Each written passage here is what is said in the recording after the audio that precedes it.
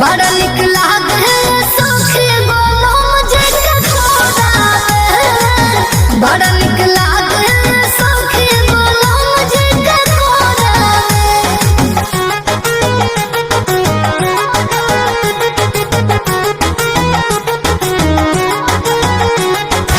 Music by Arya Sharma.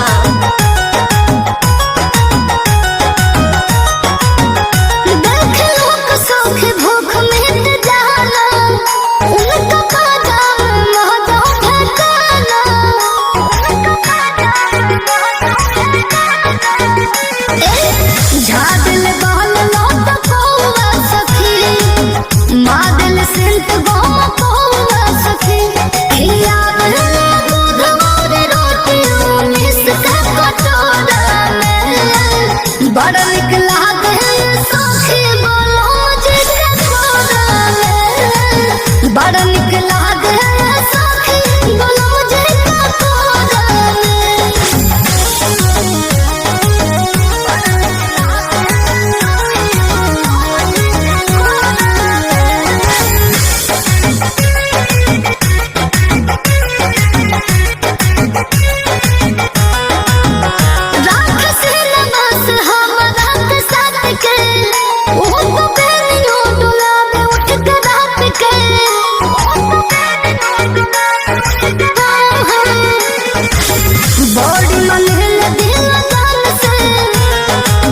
बात कर मीठ मुस्कान से, गाने खुशहाल सब दयाल के अंगना सोला में। बड़ा निक लागे सखी बोलो मुझे कटोरा में, बड़ा